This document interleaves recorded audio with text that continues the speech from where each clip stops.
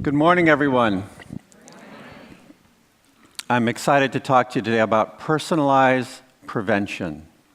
And really, those two words don't necessarily roll off the tongue or fit well together, so let's unpack it just for a moment. Prevention's easy to understand because it's things like smoking cessation campaigns or a time to get your mammogram. But it's not at all personalized. In fact, I get the smoking cessation message even though I've never smoked in my life, and I get reminded to get my mammogram as well. Personalization, on the other hand, is interesting, and it's actually breathtaking what companies like Apple, Google, Facebook, Pandora, Netflix are doing these days with personalization and taking those digital breadcrumbs that we leave behind every day and so many things that we do, putting them through algorithmic filters and serving up content to us that feels personalized. Of course, it's designed to make us do something, which is buy something. And what I want to reflect with you today on for a few minutes is, can we apply that to healthcare? And why aren't we applying that to healthcare? And it starts, again, with the data.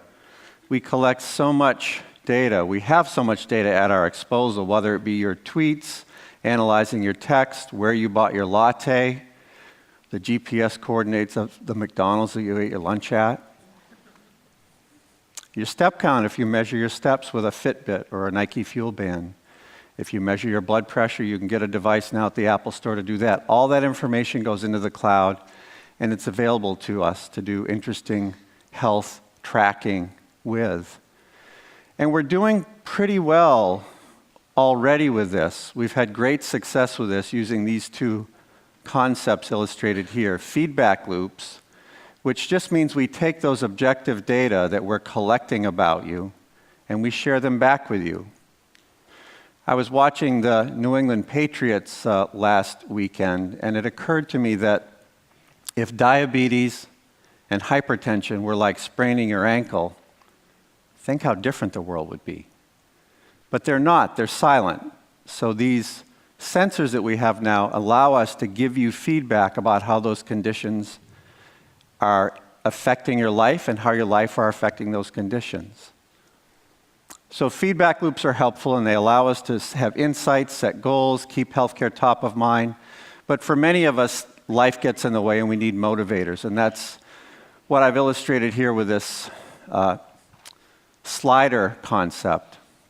And the idea there is we're all motivated by different things, and if we can mix those just right by knowing a little bit about you, again, by collecting data about you, maybe we can hit on a motivational tool set that's just right for you and that will inspire you to use the feedback loop to take your health to a new level. And we've had good luck so far with that. We've done well with diabetes, hypertension, heart failure. But there's another stream of data coming, which is really even more exciting, and that's genetic data. And the $1,000 genome is right around the corner. It really is. And what can we do with that? How could we mix that into the mix as well? How could we map your risk for some of these chronic conditions and tailor programs according to that?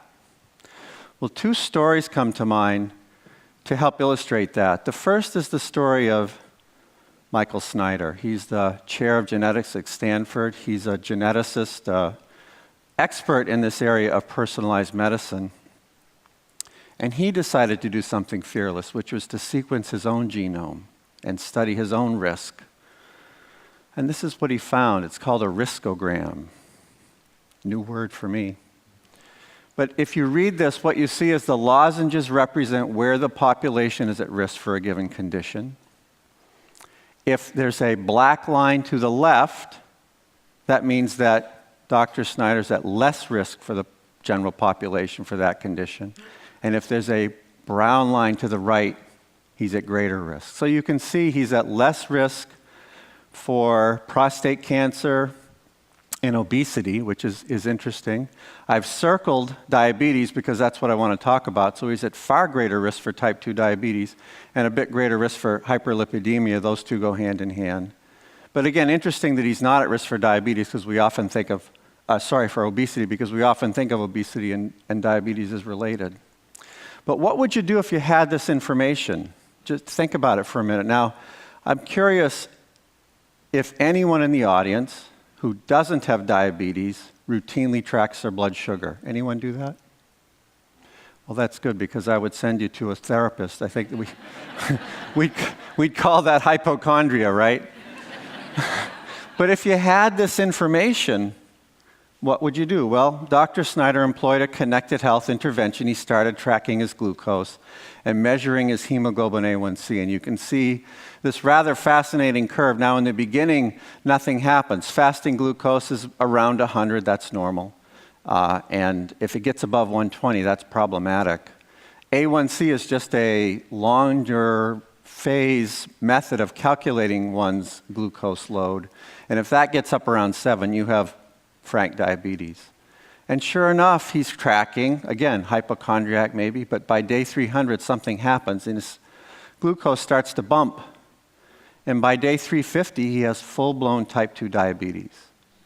Now stop and look at the graph for a minute with me because this is probably the first time in history we've been able to see something like this. Typically, people with type 2 diabetes have the condition for years before they get diagnosed because you can't feel it. But here he is, watching himself develop the disease. So what's going to happen? Is its blood sugar going to keep going up? Will it stabilize? Will it come down? Is there a way to make it come down? We'll hold on to those thoughts. We'll come back to his story. But I want to share another interesting story. This is Tara Parker Pope. She's a reporter for the New York Times. And she writes about wellness, but she spent a lot of time writing about weight gain and the challenge of losing weight and keeping weight off. And she's delved into research on this that shows, for instance, that if you gain 10 pounds, many of us, and then you try to lose it, even though you're going back to your old weight, your body acts like it's starving, like it needs to gain that weight back, for some of us. So this is interesting. She spent a lot of time writing about it and actually talking about her own struggle with weight openly. Well, it turns out that if you look at the genome, there are at least 5, probably more, but 5 genotypes that we can relate to obesity that give people that risk for gaining that weight.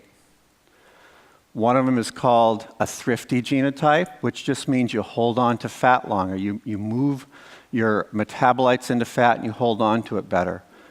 50,000 years ago, that was probably a good thing to have in the jungle. But now that we're surrounded by Big Macs and 20-ounce sugary drinks, not so good.